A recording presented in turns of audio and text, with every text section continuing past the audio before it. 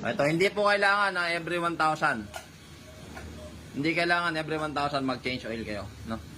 Hindi kailangan every 1,500. Ito lang yung solusyon na kailangan nyo.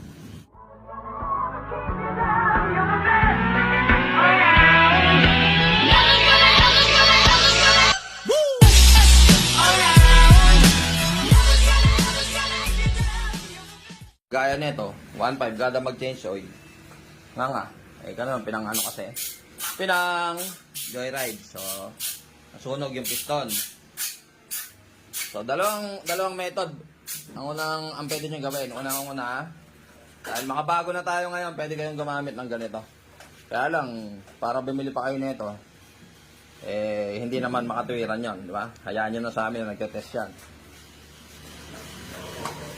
So, eto yung, nung unang nag-vlog ako ng ganito, ang daming umiyak, ang daming nagalit.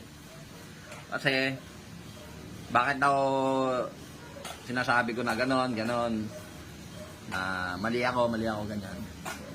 Ito, hindi po kailangan na every 1,000. Hindi kailangan every 1,000 mag-change oil kayo, no?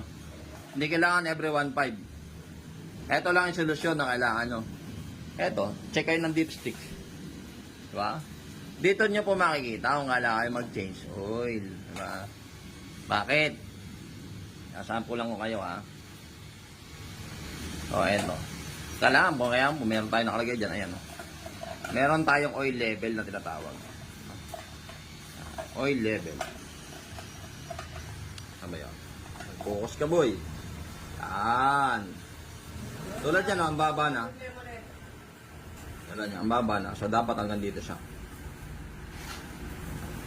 Pagka po ganito, halimbawa, at nakita nyo yung langis nyo, malinaw pa. Malinaw yung langis nyo, maganda pa. Wala pang gaspang pagka sinalat nyo. Wala pang gaspang na ganyan. Tapos malinaw pa yung langis nyo. Ibig sabihin, medyo nagbabawas yung makina nyo. Pwede nyo pong bantuan yun. Pwede nyo dagdagan. Para hindi sayang na magpapalit ka na naman ng langis. Pwede nyo bantuan. Pero, halimbawa naman, ganun ka konti, inatira. Tapos, pag sinalat nyo, magaspang. Tapos, maitim na yung langis. Yung po, obligadong palitan nyo. Hindi na pwedeng babantuan nyo lang. Ganun gawin nyo pagka kayo panghanap buhay yung motor nyo. Para, hindi kayo gumastos ng madalas, ng malaki. Check natin ulit. Ganun lang. Every 3 days, check nyo yung dipstick. Pag nakita nyo konti, malinaw pa, dagdagan nyo. Pagka konti, tapos maitim, magaspang yung langis, mag-change oil kayo. Ganun lang po kasimple.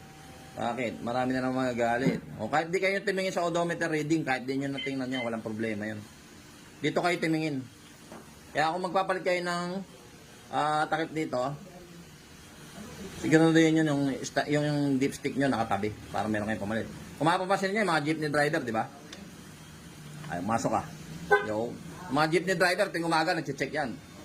Ng dipstick, yung mga sasakyan malalaki. What more pa kaya yung motor. Ganun lang ka-basic. Dipstick lang po, dipstick lang. Ang kailangan tingnan kahit di kayo tumingin dito. No? Goods na yon.